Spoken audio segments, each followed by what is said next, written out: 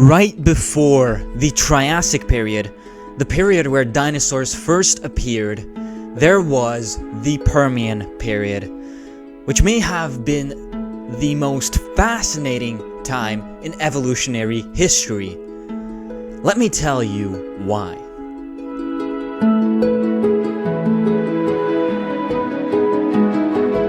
Even during the very start, something that never happened since the emergence of life on land was happening. The forming of a supercontinent, Pangaea, was happening. And this caused massive changes in the climate, with southern regions being covered with ice caps and the northern regions experiencing great fluctuations between wet and dry seasons, as well as being extremely hot overall. Now, in the time before the Permian period, there was the Carboniferous period, which was pretty much the exact opposite. It was filled with wetlands and lush rainforests.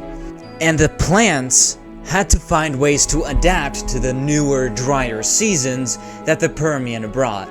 Now, this is also the time period when insects became smaller, which we can all be extremely grateful for. And they did this because the plants that they relied on also adapted, and now they didn't get as much nutrients from the plants, didn't get as much resources from the plants, so their entire physiology had to shrink down to match this new environmental stress that happened very rapidly. Now, the other dominant class of the Carboniferous, the amphibians, experienced nearly extinction because amphibians could dominate the Carboniferous, because the wetlands and rainforests that were abundant in that time were now gone, and now amphibians could only exist in a very few places that still had wet environments year-round. And this is when another class that had been in the shadows for a while could now evolve, and they would lead to dominate the Permian period. This was the reptiles. Now, since the Carboniferous provided the perfect environment for amphibians, and the Carboniferous was also the first period where plants grew at all, meant that amphibians were pretty much the first class of animals besides the insects that dominated the land.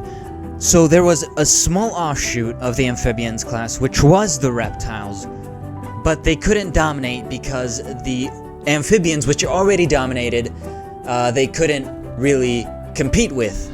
So they were very small. They lived in small secluded areas where there wasn't as much wetlands and rainforest, and now they could use their more evolved respiratory systems, their stronger limbs, their hard-shelled eggs which could survive on land, and their more resilient skin. They also found extremely innovative ways to regulate their body temperatures. Now, they did this because, of course, as I mentioned before, the Permian period experienced great fluctuations between the wet and dry seasons, especially in the northern regions. And it also had extremely cold nights and hot days. So this meant that they had to find a way to regulate their body temperatures so that during the cold nights they wouldn't freeze to death. Now, there were some techniques, some unique ones, like the ones that the pelycosaurs pretty much mastered, which was essentially that they had a large crest on their back that could help regulate their body temperature, flushing it with blood, which helped to cool them down during the day, but also it acted as sort of a heat trapper when the sun was shining during the morning, maybe, when it was a bit colder but the sun was beginning to come up, they could warm themselves with this crest on their backs. But there was another way that reptiles found to warm themselves, and it was a way that warmed them internally. After some time, a new type of reptile evolved, the Therapsids, which used the process of breaking down food to warm themselves internally. This was the first example of warm-blooded animals. And they would eventually evolve to dominate the latter half of the Permian period, growing to extremely large sizes. And they would also eventually evolve into the mammals, and they provided a lot of blueprints for what mammals would eventually become.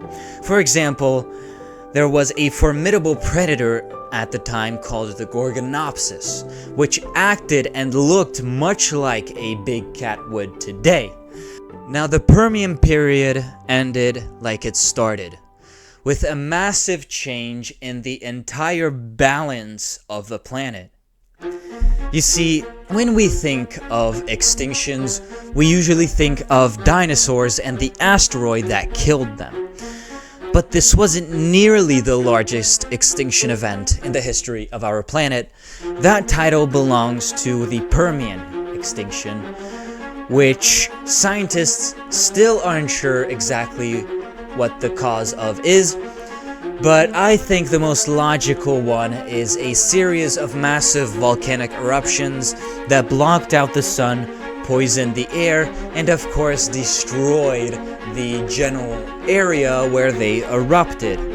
Whatever may have caused it, what we do know is that it killed almost 90% of all life on the planet, devastating the large species that had dominated up to that point. Now, this massive extinction was followed by the Triassic period, which saw the few survivors of the massive extinction figuring out this new destroyed world. And this eventually led to the first dinosaurs evolving, which at first most of them were around the size of chickens. And it would take around 50 million years until the dinosaurs would evolve into the giants we think of today in the Jurassic period. And unfortunately, mammals were living in the shadows during this time. They couldn't evolve to larger sizes, and they couldn't dominate. It was much like in the Carboniferous, when amphibians dominated and the reptiles had to live in small secluded areas, searching for little bits of food and finding ways to survive, not thrive. It would take the mammals another 150 million years until their time would come and they could truly flesh out the blueprints that were present in the Permian. Now, this is it for this video. If you enjoyed it, leave a like, subscribe. If you want a more in-depth look at maybe the species of the Permian period, or if you want more videos like this on periods in evolutionary history, then drop a like, subscribe, and maybe you can leave a comment, hey, I would like this type of video or something, you know. I mean, I guess that's pretty obvious, but if you want to do it, do it. If you don't. I hope you learned something, and have a lovely day. Goodbye.